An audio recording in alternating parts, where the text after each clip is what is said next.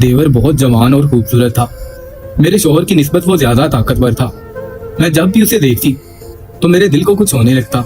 शायद उसे भी इस बात का पता चल चुका था, इसलिए वो भी मौके की तलाश में था। एक दिन मेरा देवर मुझे 10,000 रुपया देकर कहने लगा कि भाभी आज मेरा सिक्का बहुत ऊपर खड़ा है, प्लीज कुछ करें। देवर की बात सुनते ही मैं शर्म से पानी पानी हो गई और उसे वो नोट वापस करने लगी। वो हर रोज पैसे लेकर मेरे पास आता और कहने लगता, भाभी मेरा सिक्का सीधा खड़ा है, प्लीज ये पैसे पकड़ लें। एक दिन मैंने सोच लिया कि देखूं तो सही कि देवर का ऐसा कौन सा सिक्का है जो खड़ा रहता है। यही सोचकर रात को मैं उसके कमरे में चली गई, मगर जैसे ही मैं उसके कमरे में गई तो उसने अंदर से दरवाजा बंद कर लिया और कहने लगा, आपको मैं ये पैसे ऐसे ही तो नहीं देता था। उसने मुझे बेड पर लिटा लिया और फिर पूरी रात मेरे साथ। आज फिर मेरे देवर ने वही काम किया जो वो रोज करता था। अब तो मुझे उसकी हरकतों से नफरत होने लगी थी। उसकी आंखों में एक अजीब सा एहसास था। मैं जिस तरफ भी आती जाती वो मुझे लाजमी देखता। मैं इन हरकतों से तंग आ चुकी थी। एक दिन मैं उसके कमरे के सामने खड़ी थी। मैं मजबूर हो चुकी थी। आज मैंने सोचा कि मैं अंदर जाकर देखूं तो सही कि ये आखिर रोज मुझे क्या कहता है, क्योंकि इस तरह की बात का कोई सीधा मतलब तो हो नहीं सकता था। इतना जवान लड़का होकर वो इस तरह की बात कैसे कर सकता था। फिर जैसे ही मैं कमरे के अंदर दाखिल हुई तो सामने का मंजर देखकर हैरान रह गई। अब जाके मुझे समझ आई कि वो मुझे पैसे क्यों देता था। मेरा नाम किरण है। मैं शक्लो सूरत की काफी खूबसूरत थी। मेरा इस दुनिया में कोई नहीं था और मैं अपने ताया के घर रहती थी। उन्होंने ही मुझे पाला पोसा और फिर मेरा रिश्ता तलाश किया। उनका कहना था कि मैं तुम्हारे लिए ऐसा घर चाहता हूँ जहाँ पर ज्यादा लोग ना हों। और एक दिन उनको एक ऐसा घर मिल गया। मेरे शोहर का नाम फैज था, जिसका सिर्फ एक ही भाई था, जिसकी उम्र 22 साल थी। इस घर में सिर्फ 2 लोग ही रहते थे। मेरे शोहर की मोबाइल शॉप थी। इसके अलावा वो साथ में इजी लोड का काम भी करता था। उसकी दुकान काफी चलती थी, इसलिए उसने घर में काफी सहूलियात मुहैया की हुई थी। मेरी शादी इसी शख्स के साथ हो गई और मैं इस घर में आ गई। इस घर में उन दोनों के अलावा कोई भी औरत नहीं थी, इसलिए शादी होते ही मैंने घर के सारे काम संभाल लिए। इसलिए मुझे कोई मसला भी नहीं था, क्योंकि यहाँ सिर्फ मेरी ही हुकूमत होनी थी। मैंने सिर्फ 3 लोगों के लिए खाना बनाना था और कोई ज्यादा मुश्किल काम भी नहीं था। मेरा देवर 22 साल का गबरू जवान लड़का था। वो इंतहाई खूबसूरत था और जिम जाकर उसने काफी बॉडी बना रखी थी, लेकिन उसमें एक बुरी आदत थी। वो पूरा दिन घर पर ही बैठा रहता था, कोई काम नहीं करता था और सारा दिन अपने कमरे में ही रहता, जहाँ पर मेरे शोहर ने उसे एक कंप्यूटर लगा कर दिया हुआ था। मुझे यकीन था कि ये भी आजकल के लड़कों की तरह पूरा दिन कंप्यूटर पे बैठकर गेम खेलता होगा या फिर फजूल किस्म की मूवीज देखता होगा, जबकि मेरा शोहर इतनी मेहनत से काम करता था। मैं इसे कहती थी कि तुम भी दुकान पर जाया करो, लेकिन ये मेरी बात नहीं मानता था। शादी के बाद जब मैं इस घर में आई तो ये मेरी बहुत तारीफें किया करता था। जाहिर है मैं नई नवेली दुल्हन थी। मेरे पास बहुत सारे नए जोड़े भी थे। मैं हर रोज नया जोड़ा पहनती तो मेरे शोहर से पहले मेरा ये जवान देवर मेरी तारीफ कर देता और कहता कि भाभी आज तो आप बला की हसीन लग रही हैं, आप बहुत प्यारी लग रही हैं। जब घर में एक नई दुल्हन आती है तो इस तरह से घर में किसी देवर या जेठ का होना एक नॉर्मल सी बात है और शुरू में हर कोई आपकी तारीफ करता है। लेकिन मुझे मेरे देवर का अंदाज कुछ अच्छा नहीं लग रहा था। जो बात मेरे शोहर को बोलनी चाहिए थी, जो तारीफ मैं अपने शोहर से सुनना चाहती थी, वो तारीफ मेरा देवर करता था और मेरा शोहर मेरी तरफ इतना ध्यान भी नहीं देता था। खैर दिन इसी तरह गुजरने लगे। एक दिन मैं अपने शोहर से कहा, जो पैसे मुझे सलामी और मुंह दिखाई में मिले थे वो सब खत्म हो गए हैं, आप मुझे महीने का कुछ खर्चा दे दिया करें। मैंने अपनी कुछ पर्सनल चीजें लेनी होती हैं। लेकिन मेरे शोहर ने साफ इनकार कर दिया। उसने कहा कि मेरे पास 1 रुपया भी नहीं है। मैं बड़ी मुश्किलात से इस घर को चला रहा हूँ। मेरी छोटी सी शॉप है और अब मेरे सामने एक बड़ी मोबाइल शॉप ओपन हो गई है। सारे मोहल्ले वाले वहीं पर जाते हैं। मैं खुद परेशान हूँ कि क्या करूँ। ये पहली दफा नहीं था कि मैंने अपने शोहर से खर्चा मांगा था, इसलिए मुझे थोड़ा सा गुस्सा आ गया और हमारी आवाजें कमरे से बाहर जाने लगी। मैंने कहा कि मुझे नहीं पता, ये सब आपके मसाइल हैं और आपको पता है कि आपने इस घर को किस तरह चलाना है, लेकिन मुझे खर्चा देना आपका फर्ज है।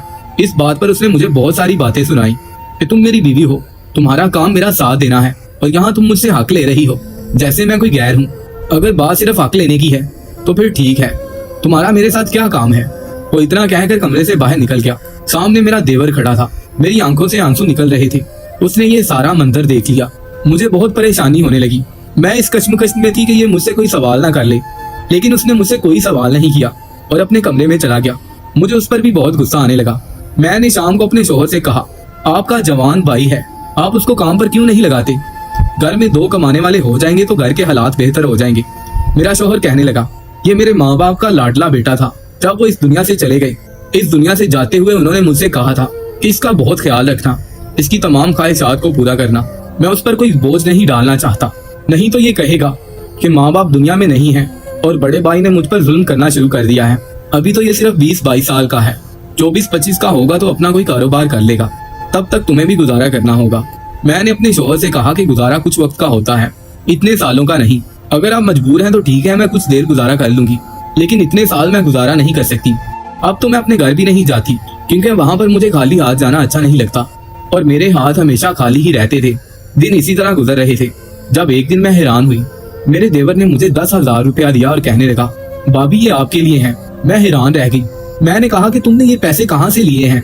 क्या तुम पैसे जमा करते हो? जबकि मुझे पता था कि उसे पैसे जमा करने की आदत नहीं है। वो रोज अपने भाई से पैसे लेता था और रोज के रोज ही सारे पैसे खत्म कर देता था। उसने कहा कि नहीं, मुझे पैसे जमा करने की आदत नहीं है, मैं आपको ये पैसे दे रहा हूँ तो चुप करके रख ले। मैंने कहा कि नहीं, मैं तुमसे पैसे नहीं ले सकती, तुम्हारे भाई को पता चलेगा तो क्या सोचेगा? उसने कहा कि नहीं, भाई को पता नहीं चलेगा, आप सिर्फ ये पैसे रख ले और जल्दी जल्दी मुझे यहाँ से जाने दे। आज मेरा सिक्का ऊपर खड़ा है। ये बात सुनकर मैं हैरान रह गई कि ये किस हवाले से बात कर रहा है। वो जल्दी से कमरे में गया, इस तरह से भागा कि जैसे किसी काम को करने की जल्दी में है। मैंने नोट की तरफ देखा और सोचने लगी कि मुझे ये पैसे रख लेने चाहिए या नहीं, लेकिन मुझे भी जरूरत थी। मेरी कुछ चीजें खत्म हो चुकी थी जो मेरे शौहर की नजर में बिल्कुल फजूल थी, लेकिन उन चीजों की हर इंसान को जरूरत होती है। अगर आप अपने चेहरे पर अच्छा फेस वॉश नहीं लगाते, अच्छे शैम्पू से बाल नहीं धोते और अपनी केयर नहीं करते, तो आप जल्दी बूढ़े हो जाते हैं। और मुझे वक्त से पहले बूढ़ा होने का कोई शौक नहीं था। मैंने अपने पास पैसे रख लिए क्योंकि मुझे पैसों की सख्त जरूरत थी। मेरा शौहर मुझे पैसे नहीं देता था और मेरे अब्बू कहा करते थे कि बेटा पैसे आते हुए किसको बुरे लगते हैं। मैं बाजार चली गई और मैंने जरूरत की चीजें ले ली। इसके अलावा मैंने अपने लिए बहुत प्यारी चूड़ियां ली। मैं अपने शौहर को दिखाना चाहती थी और सोचने लगी कि अगर वो पूछे कि तुमने ये पैसे कहाँ से लिए हैं, तो मैं झूठ बोल दूंगी और कहूंगी कि मुझे मेरे अब्बू ने पैसे दिए हैं, उन्होंने मुझे लाकर दी हैं। लेकिन इससे पहले कि मेरा शौहर वो चूड़ियां देखता, मेरे देवर ने पहले देख ली और वो मुझसे कहने लगा, भाभी आपकी सफेद कलाइयों में ये चूड़ियां तो बड़ी प्यारी लग रही हैं। मैं अपने शौहर की जुबान से यही सुनना चाहती थी। अब वो कुछ बोलता भी तो मुझे अच्छा नहीं लगना था, क्योंकि मेरे शौहर से पहले मेरा देवर ये बात बोल चुका था। मैंने कहा कि जो तुमने मुझे पैसे दिए थे उन्हीं पैसों से लेकर आई हूँ। उसने कहा कि इसी तरह बस आप अपने लिए अच्छी अच्छी चीजें लेकर आया करें, मुझे बहुत अच्छा लगेगा। आप हमारे लिए इतना कुछ करती हैं, पूरे घर को संभाला हुआ है। आपके आने से पहले ये घर नहीं लगता था। आपके आने से पहले हमें किसी भी चीज का होश नहीं था, ना हमें खाने पीने का होश था और ना कपड़ों का। हमें जो मिलता हम पहन लेते। कपड़े गंदे हैं या साफ है हमें इस बात की खबर ही नहीं होती थी।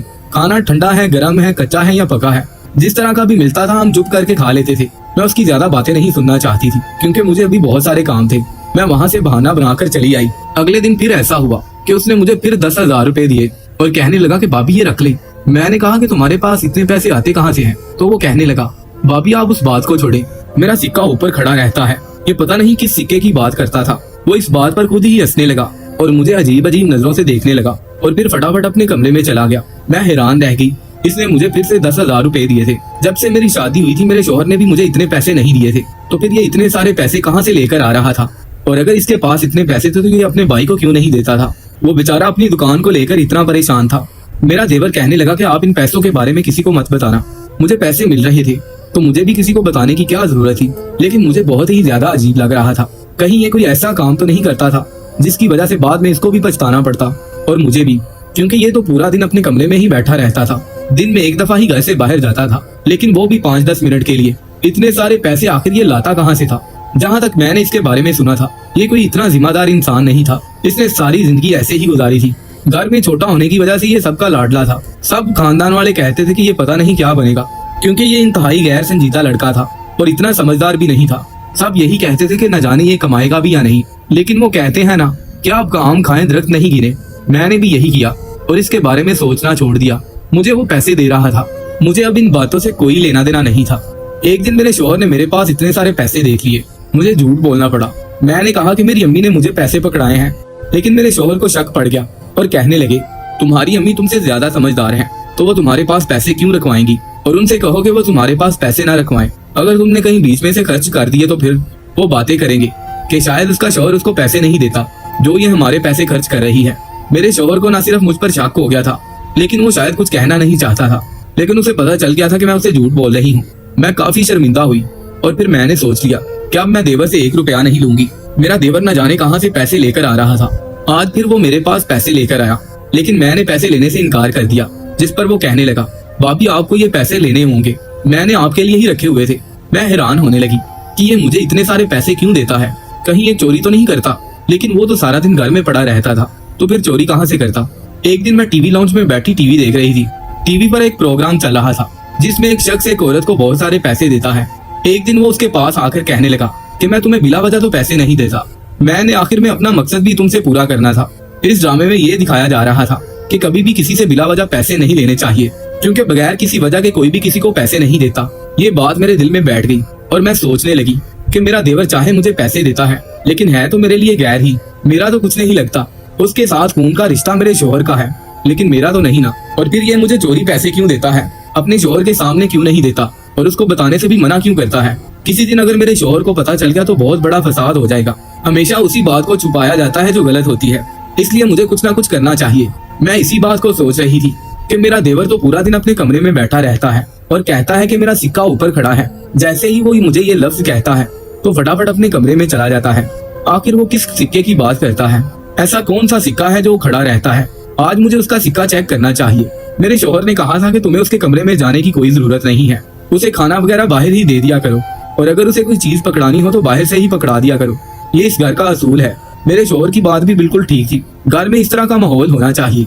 मैं उसके कमरे में नहीं जाती थी और वो मेरे कमरे में नहीं आता था, लेकिन आज मुझे जाकर देखना ही था कि आखिर वो किस सिक्के की बात करता है और इतने सारे पैसे कहाँ से लेकर आता है। मैं अपने देवर के कमरे में चली गई, वो भी अंदर ही था। मैंने हाथ में जूस का गिलास पकड़ लिया। मैंने सोचा कि अगर वो इस बात पर हैरान हुआ कि आज मैं उसके कमरे में क्यों आई हूँ, तो कह दूंगी कि मैंने जूस बनाया था, तुम्हें जूस देने आई हूँ। और अगर किसी ने भी देखा भी तो मैं यही बहाना बना दूंगी। आखिर हम 3 लोग ही तो इस घर में रहते थे। जब मैं कमरे में गई तो मेरा देवर अपने कंप्यूटर की तरफ मुंह किए बैठा था और मुझे देखकर अचानक से चौंक गया। मैं भी उसे देखकर हैरान थी, क्योंकि मैं देख चुकी थी वो कंप्यूटर पर क्या कर रहा था।